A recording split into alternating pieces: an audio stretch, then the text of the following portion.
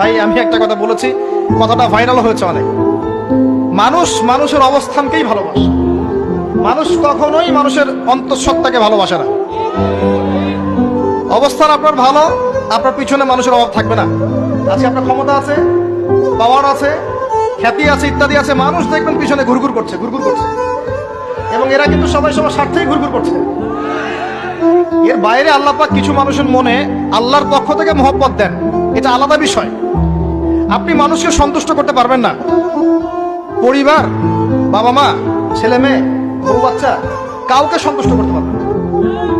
100% আপনি কাউকে সন্তুষ্ট করতে পারবেন না। সারা জীবন করে যাবেন, আপনার বিরুদ্ধে অভিযোগ থেকেই যাবে। শুধু আল্লাহ রাব্বুল আলামিন অপেক্ষা করে বসে আছেন, আপনি কখন তওবা করে তার দিকে ফিরে আসবেন। দেন দিন আল্লাহ পাক আপনাকে মাফ করে দিবেন ইনশাআল্লাহ। আল্লাহ পাক বলেছেন শোনেন, ইল্লা মান তাবা, যে অনেক গুনাহ করেছে, শিরক করেছে, জিনা করেছে, মদ খেয়েছে, বিদআত করেছে, হারাম খেয়েছে, আল্লাহ পাকের অবাধ্য হয়েছে, নামাজ পড়ে নাই, যাকাত দেয় নাই, ইত্যাদি ইত্যাদি অনেক অন্যায় করেছে,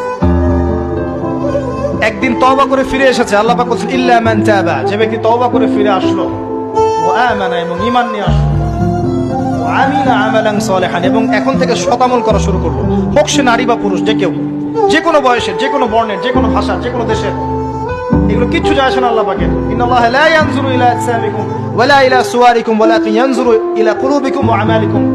আল্লাহ পাক শুধু কলব দেখেন, আমল দেখেন, রক্ত মাংস বর্ণ এগুলো দেখেন না আল্লাহ পাক।